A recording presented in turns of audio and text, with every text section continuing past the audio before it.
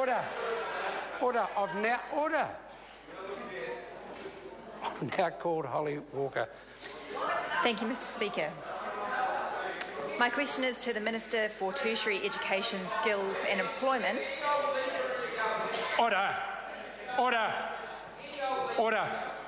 I invite the member to start the question again. Thank you, Mr. Speaker. To the Minister for Tertiary Education, Skills and Employment, does he share the concerns of the New Zealand Psychological Society and the New Zealand College of Clinical Psychologists that his decision to cut postgraduate student allowances could significantly impact the future psychology workforce in New Zealand?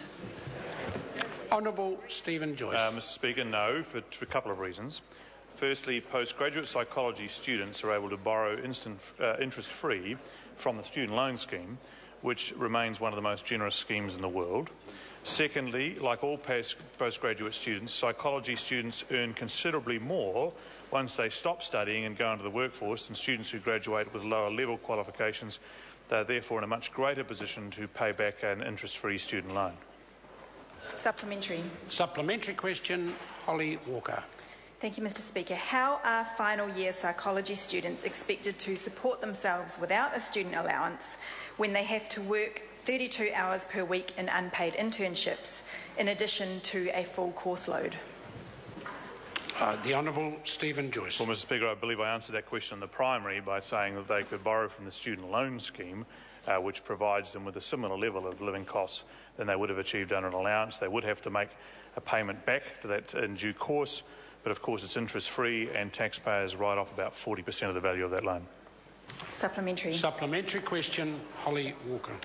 How can psychology students expect greater earnings power when they have to drop out of their courses during their studies due to the cuts that he has made? And is New Zealand facing a shortage of clinical psychologists because of these cuts, given a new survey of undergraduate psychology students found 75% were less likely to continue into postgraduate study? Honourable Stephen Joyce. In answer to the first part of the question, no, because as I pointed out to the member I think twice now, they have the opportunity to borrow from the student loan scheme, so don't have to drop out. And most master's level students are actually earning, on average, around 75% more than the median wage 5 years after they leave university, so it's a bit hard to expect those that don't attend university to pay for their allowances at that time. And secondly, no, I don't believe there will be a shortage. The indications we've had so far in the period this policy has been in place, there's been no reduction in postgraduate study, particularly at master's and doctorate level. Supplementary. Supplementary question, Holly Walker. Thank you, Mr. Speaker. Given demand for clinical psychologists already outstrips supply, and psychology remains on New Zealand's long-term skill shortage list, and professional bodies are now worried that these allowance cuts will gut their profession, why is he stubbornly refusing to reconsider his short-sighted decision to cut postgraduate student allowances?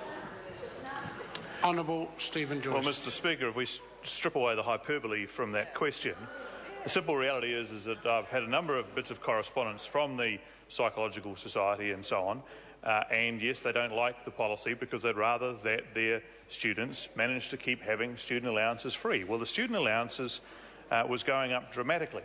In 2007 and 8, it was $385 million a year. And 2010-11, it was $620 million a year as a result of policies under the Labor Greens government of that time.